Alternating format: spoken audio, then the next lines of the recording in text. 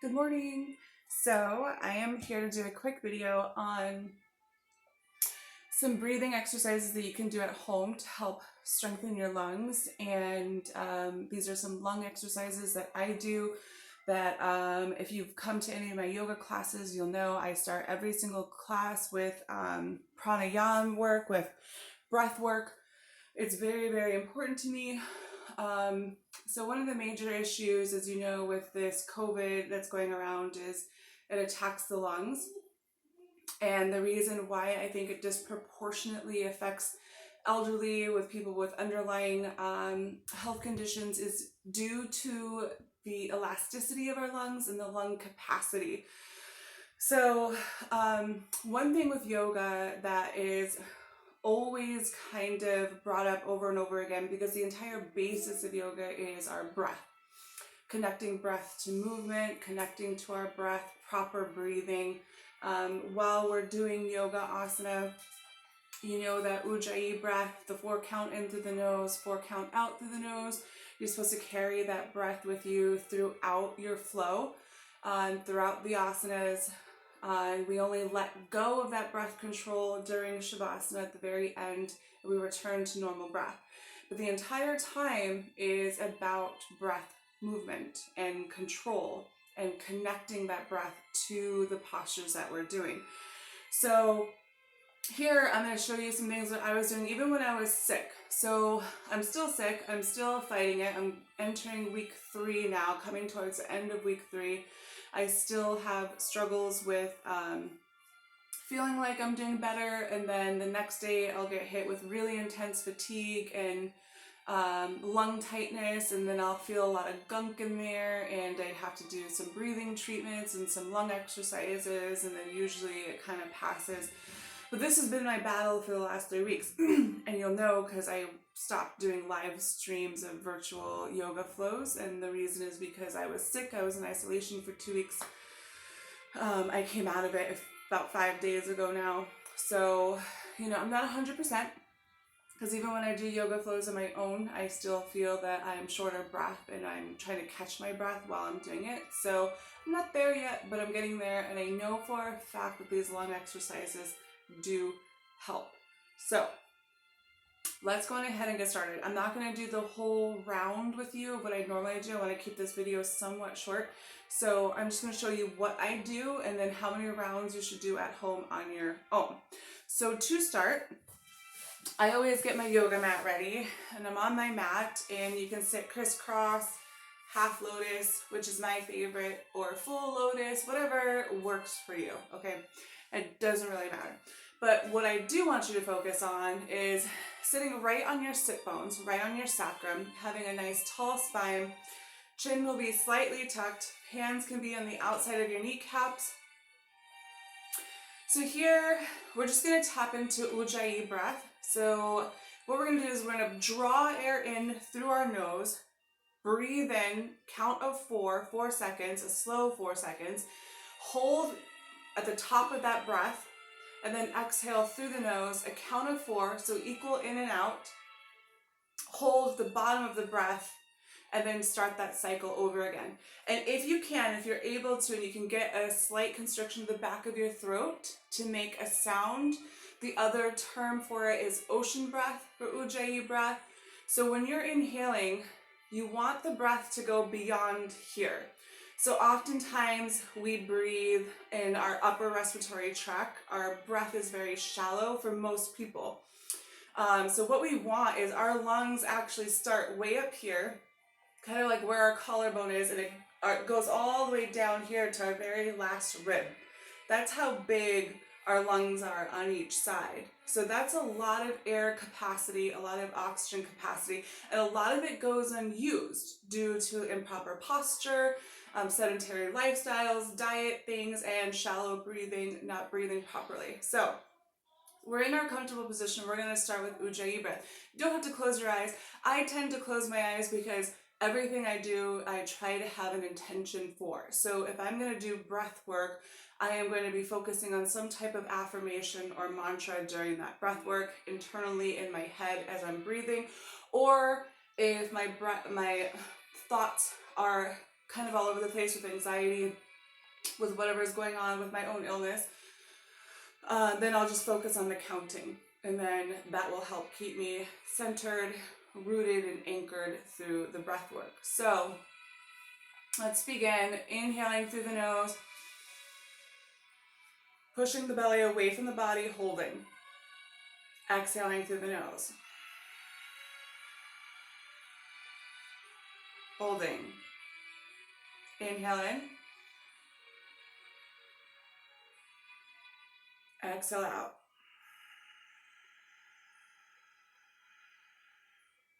Holding.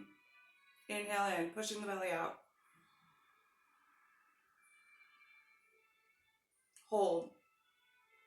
Exhale out.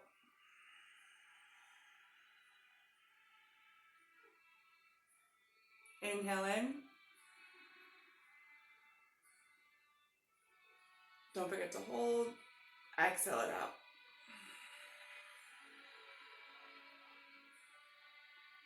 Inhale in. Hold. Exhale out. So I would probably do that for about 10 to 15 rounds. One round is a 4 count in, hold, 4 count out, hold. The second round begins on the next inhalation. So what we're doing there, what you want to consciously focus on is making sure that you're drawing that breath into the very bottom of your lungs. So you want to feel it in your belly. So you want to visualize filling up your lower abdomen with air and have it come up. And then exhale from the up first, and then work your way down on the exhalation. So try to practice that at home. That's going to take time. And then once you start connecting that type of breath work to yoga movement, it's going to be a whole other challenge. And that just comes with practice. Putting the two together, because yoga is not about flexibility. It's about breath. It's about connecting breath to movement and connecting to your breath and breathing properly. So the other thing that I do is I will do I know I won't use any crazy terms. I know a lot of people don't know it. So in kind of easy to explain terms is I'm just closing off one nostril, inhaling in through the other side, closing off that nostril with the thumb,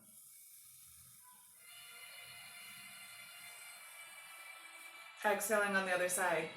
Inhaling, exhaling.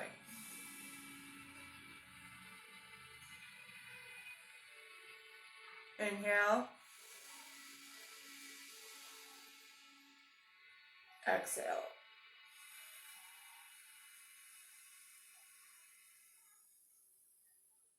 Then if you want to switch it, you can start the inhale on the other side.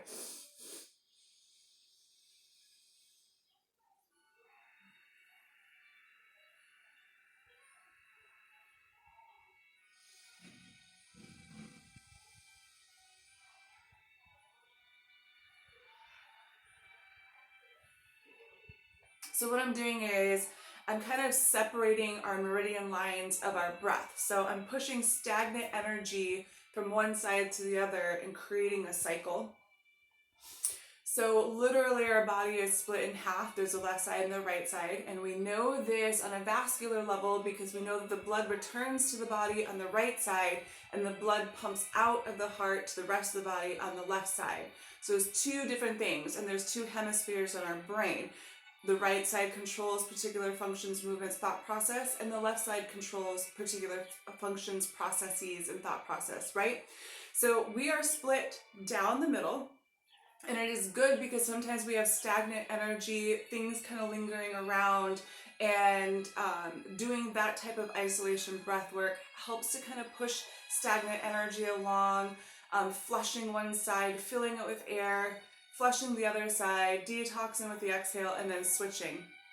So try that on your own. There's other YouTube videos, and I could probably make another video and explain it further too. But for now, I just want to kind of get the easy and the basics that you can start doing right now, today, at home, to help your lung function. And like lungs are a muscle, we know that, just like the heart. So we do cardio to improve our cardiorespiratory system, our cardiovascular system. So it's the same thing with lung exercises. All we're trying to do is train our lungs to reach a larger capacity and be healthier in terms of its elasticity, its neuroplasticity, with connecting with the brain and realizing that it can expand more, hold more air, and exhale it. Also, the other important thing is diaphragm health, making sure that diaphragm muscle is toned and in shape. So oftentimes why the elderly often die, not just of COVID, but of any type of respiratory distress or illness or disease later in life, COPD, pneumonia, walking pneumonia, any of these things. That's why if you're age, I think 65 and older, there's a pneumococcal, I can't pronounce it, you know what I'm saying. There's a vaccine for pneumonia because they are more prone to succumbing to pneumonia. And one of the main reasons why is because they cannot cough efficiently. So they cannot produce a productive cough. The coughs tend to be very shallow and very weak. That doesn't do much for my lungs considering how big my lungs are. If you know visually it's this big and I'm going, am I really doing anything there? No. But if I'm taking it from my diaphragm, now I'm moving stuff, things are moving, that's diaphragm health. So making sure that diaphragm is strong is very important, and you can start today if you haven't been doing it the whole time. So let's move on. Here's a kind of isolating lung exercise that I do. So what you want to do is have a stool. I say a stool because you don't want to just be on a regular chair. You want a stool. You want to be lowered to the ground. So what I do here is I'm going to first isolate my right lung. So I'm going to put my right arm behind me and have my left arm in front. So as I inhale, this lung is filling up. As I exhale, I'm going to kind of lean forward.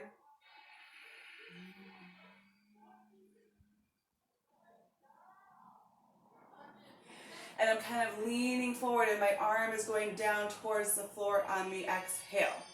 And some sound connected to that breath is good too. So on the inhale, I'm rising back up, so my arm is going to start to slide back up my knee on the inhale. Now I'm going to exhale.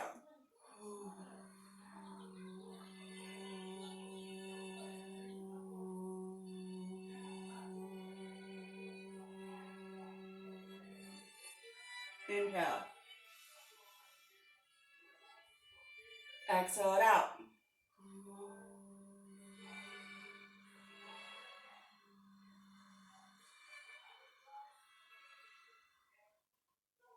Inhale. Last one, exhale it out.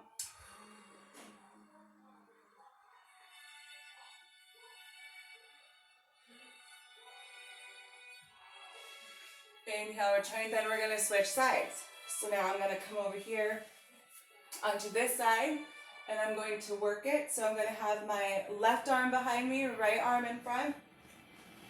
Inhaling in. Exhaling it out.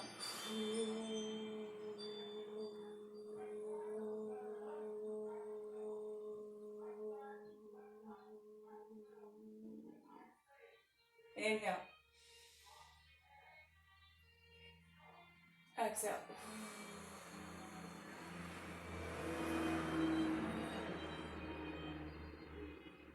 Inhale. Last one.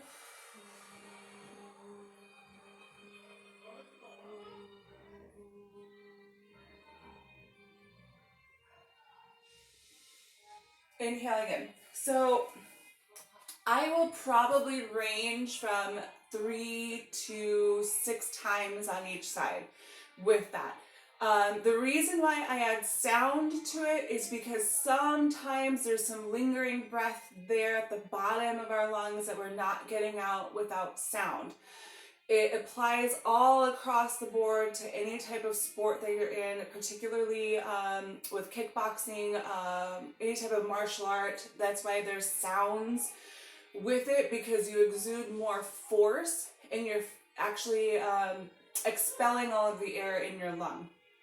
So there's a science behind adding sound to exhalation, and it helps to actually fully work the lung capacity. So I'm going to show you one last thing that I do that I've been doing it for years, but I've been doing it every day ritualistically since I got told that I had COVID about 3 weeks ago now. So what you want to do is, if you have like a little Pilates ball or even a foam roller, this will work. So this one, you're going to go to the wall, but here's the thing. When you're rolling the foam roller or the ball across the side of your body, you don't want it to be super intense. You don't want it to hurt. The intercostal muscles, that are the little tiny muscles and tendons that go between our ribs, that kind of weave our rib cage together, those can get inflamed. They can be very tender, very painful, particularly if you have lupus, fibromyalgia, any type of neurological disorder, even anxiety and depression. We tend to hold a lot in our chest. Our shoulders roll inward. So we tend to have this, hypertonicity of the anterior deltoid and pectoralis major, and we kind of have this hyperelasticity on our anterior deltoid and our trapezius muscles and our rhomboids. Everything back there kind of rolls forward. So we're kind of always like this, and we hold tension this way, and we protect our center line. So when we do chest openers, heart openers, sometimes you might feel tenderness along your rib cage, even along down your sternum. If you run your fingers down along, you can feel those little intercostal muscles. You might be surprised to find that they're tender. So when you're rolling, what I'm about to show you, don't do it too hard, because then you can trigger a separate response of inflammation, and it can actually restrict the ribs from opening, when what we want to do is lightly loosen the intercostals so that our ribs can expand. So we'll move to the wall. So I'm going to stand against the wall. I'm going to put my arm up, and I'm really just going to roll my side intercostal muscles along that roller, and just kind of open them up a little. Not much, not a lot of pressure, just loosening. Then I'm going to switch sides. So I'm going to come to this side, going to work it.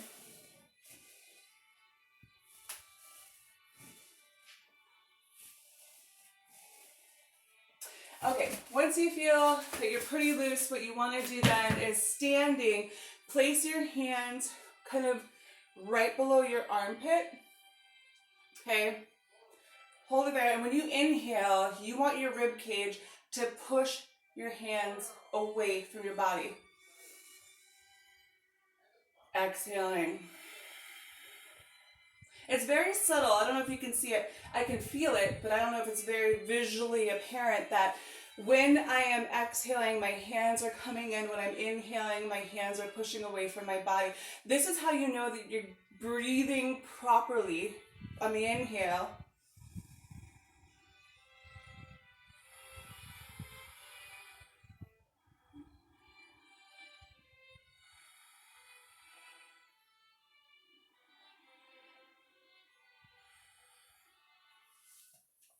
So we tend to see, if you've ever held a baby before and they're in your hands, you're kind of looking at them, you can feel their ribs when they breathe push out. They kind of flare out, right? That is proper breath, working the air in. And then when you exhale, that should have a collapse. You should feel your hands moving closer together. Then the inhale, your rib cage pushing your hands away. That's how you know that you have proper breath on the inhalation and the exhalation. You might even want to start with that. There's no sequence to this that works better than others. Each one could be done by themselves. If all 3 or 4 of them together is just too much, that's fine. Choose one that works for you, and then maybe switch it up the next time you do it. Now, go slow. okay? Because my lungs are still fighting whatever's going on. You know, even just that little breath work I did kind of left me slightly winded, but it's okay because I know that I'm making changes to the structural integrity of my lungs. And that's the whole point, is to strengthen and keep them going. So I will sign off with this. I wanted it to be under 15 minutes. We're going on 20 minutes. I'm so sorry. So I will sign off with this final thought. Everything that you sit down to do for yourself, whether it's these lung exercises, whether it's yoga asana, whether it's meditation, it doesn't matter. Set some type of intention for it. For example, when I'm doing seated breath work, when I tap into Ujjayi breath, even if I'm not going to do any asana, asana just means postures, like no yoga postures. What I do is, in my brain, I'm usually telling myself that I am safe, that I am loved, that I'm healthy. And that is kind of like my mantra. I just say it to myself during my breath work. If all you have the capacity for is just counting, then just count. That's good enough. But I recommend doing this every single day for about 10 to 15 minutes a day. Do it every day. Make a way. We're all home right now, most of us anyways, except for essential workers and those on the front line, which I thank you from the bottom of my heart for being there. So much love for you. I am praying for you. Even if I don't know you, I am doing a blanket prayer for all of us. But if you're home, 10 to 15 minutes of this every single day of breath work with our lungs, increasing lung capacity. So here's the thing. If you recently got diagnosed, or you think you have it, but you're not sure because testing is scarce in your area, like in my area, here they're only testing people that are severely sick. Like if you show up to the ER in respiratory distress, or you go to urgent care, wherever you're going and you can't breathe, and your oxygen levels are low and you have a really high fever, then they're testing you. Now, if you're showing up with mild to moderate symptoms, they're not testing in my area. So if you suspect you have it, move. Keep moving. I know you're not going to want to. It wants to paralyze you with the fever. I never got a high fever. That was the other thing. My body normally doesn't get high fevers because I have a connective tissue disorder. However, the fatigue was intense. The fatigue made me not want to move. It made me just want to stay in bed. Don't do that. Move, breathe. I have some yoga videos up. I'm going to be adding more. I had to take a 3-week break. I'm sorry for that. I really wasn't feeling good, and I did not have the lung capacity to exercise. I was really just trying to survive and like battle my anxiety every day that I wasn't going to die, right? There's a lot of fear that went with the first a week and a half that I was sick. So with that being said, so much love to all of you. I love each and every single one of you, seriously. Even if I don't know you and you're just watching this video, so much love your way from me and my family. It's a very scary time that we're going through, and there's a lot of uncertainty, and we all process this differently. And it doesn't matter how big and bad you are, how love and light you are, the fact that you could contract it and get deathly ill is scary. If you want to just isolate that thought by itself without conspiracy theories and without, it's being exaggerated, even if you were just to pause that other side for a moment and just think about you could get it and you could die, is a scary thought, and that affects all of us very differently. There's no valid or invalid way to deal with that. Trauma is a collective experience. When we have something like this, it's global, it's a pandemic, and we all deal in our different ways. And a lot of us have pre-existing mental health issues, and one way or the other can spiral that out of control. Either you were kind of anti-society, anti-whatever to begin with, and then now these conspiracy theories have you going down a rabbit hole and trusting nobody. That is a trauma experience and response in itself, okay? Telling everybody they're not woke enough, that's a trauma response in itself. And then there's the other side, being totally scared and willing to give up everything out of fear. That's a trauma response. Telling everybody else they're stupid and they don't know what the hell they're talking about, these conspiracy theorists are all crazy, that's a trauma response. So no matter who you are, we're all reacting out of our own trauma from what we know on default behavior that we fall back on. None of it is better or worse than the other, or more valid or more true than the other, right? Because we create our own realities.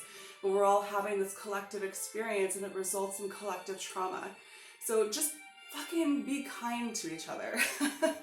Be nice to each other. And then don't invalidate or negate somebody's fear one way or the other. Whether somebody is believing it 100% and they're 100% scared of the virus and they're never leaving their house again, or if it's the other side where they are complete conspiracy theorists and they think it's all BS, and that's fine. Don't be unkind or invalidate other people's feelings with this, because we all deal differently. And if you're like me, you go back and forth. One day I'm all on this side and the other day I'm on this side, and that's the way that I deal. So I hope these help you. I will be trying to record an asana, a yoga flow soon. Just forgive me, I'm still getting back on the swing of things. I'm still trying to find my way back to health. And I appreciate you being there on my journey. Positive thoughts, checking in on me and my family, dropping groceries off at my front door. I mean, y'all can make me cry just talking about it, but I just want to let you know that I appreciate you. And I really hope for global healing for all of us. And namaste. Sawadi Kap. Thank you.